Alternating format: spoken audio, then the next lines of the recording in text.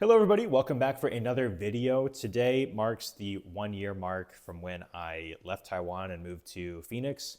And I've been thinking about my time in Taiwan, what I miss, things that are different from Taiwan and the US. So in this video, I'm gonna share some of those major differences, the things that I miss and the things that I don't miss too.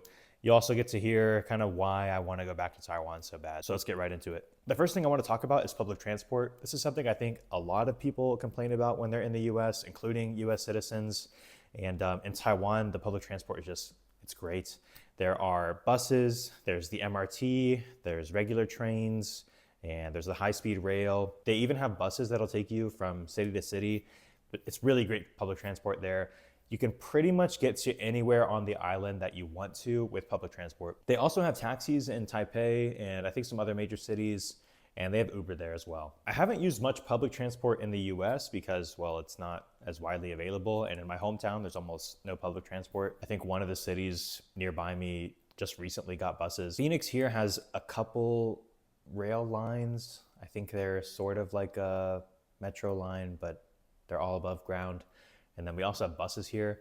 I've never used them though. Pretty much everyone in the US has to have a car unless you live in like New York City or LA, I'm assuming. There are a few different cities in the US with metros, like I think Chicago has one, New York City, I think LA has some sort of train system too.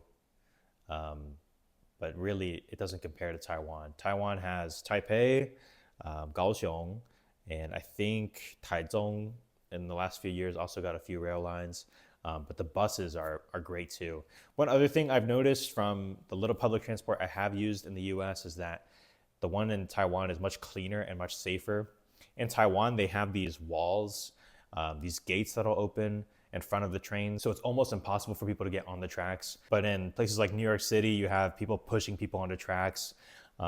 These things just don't happen in Taiwan. I think the reason they have these in Taiwan, Korea, and Japan is because of suicide prevention. I think this is something that the US should have too. It's a much safer way to operate the subway system. The next thing I want to talk about is just like weather and nature. Taiwan has great nature spots, but it's so small. I mean, it's a third of the size of Ohio, and the US is just massive. So if you're really into hiking or camping or like natural freshwater sites, fishing, I think the US is really the place for you to go. If you like reefs and you like diving, Taiwan's really great for that. Taiwan has some hiking spots, but it just gets so hot on the island there. It's really hard to find a great time to hike. It also rains a lot there. But I mean, the national parks in the United States are just unbeatable. Like the Grand Canyon I went to last year, it was just crazy beautiful. Taiwan also has a gorge. In Chinese, it's called Tai Lu Ge. I forget the English name, but they have some natural waterfalls and gorges there too, but it just doesn't compare to the size of the natural sites you'll see in the US. So that's one thing that I have enjoyed a lot about the US is traveling to places like the Grand Canyon or Sedona, Flagstaff, seeing sites that I would never be able to see in Taiwan. This next one isn't really one's better over the other, but I'm gonna talk about food. I really like food in Taiwan, and ironically enough, most of the food that I miss from Taiwan isn't actually Taiwanese food. You guys can correct me if I'm wrong down below in the comments, but there are few uniquely Taiwanese foods. Most food that you see in Taiwan comes from China or from Japan when Taiwan was previously a Japanese colony. And also Taipei is a really international city. So if I want American food or Korean food or Vietnamese food or Thai food, I can find it all there in Taipei. One main difference I think is beef. Beef is more expensive in Taiwan, and that just has to do with geography. They don't have their own cattle there. And in the US, we raise our own cattle and have our own beef. Most of the beef you'll find in Taiwan is either imported from Australia, the US, or China. But the beef that comes from China, I think, is actually water buffalo. So it tastes different from the beef that I'm used to in the United States. But I don't think there's really as high of a demand for beef in Taiwan anyways. I think this is true globally. If you have any exceptions to this rule, let me know. But it feels like the closer you are to the equator, the more rice, pork, and chicken you're eating. And the further you are from the equator, the more beef, noodles, and bread you're eating. So although Taiwan does have a lot of noodles too, I think the primary diet is rice, chicken, and pork. And different fashions. Also, seafood is really good in Taiwan. That is one thing that I miss a lot about Taiwanese cuisine. In the US, especially in Phoenix, it's hard to get like really fresh seafood. I've had sushi here, but it's really expensive. And even though it's that expensive, it never tastes as fresh as it did in Taiwan. One other interesting thing about food in both these countries is they're both kind of mixtures of different cultures. Like I mentioned before, Taiwan has Chinese influence, Japanese influence, and then Southeast Asian influence too. And the United States is a country of immigrants. So we have, Mexican influence, European influence, and then we also have some uniquely American dishes. And on the West Coast, you're getting more Chinese influence, Japanese influence, Korean influence as well. So I can pretty much find everything I want here. We just don't have quite as many Asian options here, and seafood tastes a little bit different as well.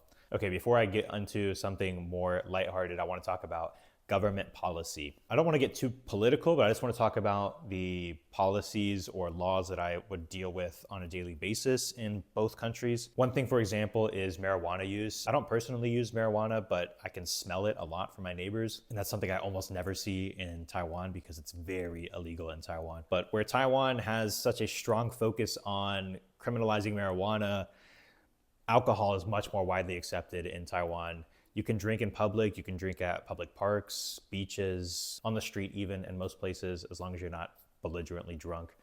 But in the US, you have to drink in your home or at a restaurant or a bar that sells alcohol. There's no drinking on the streets here. You don't see drunk people outside. Another thing is healthcare.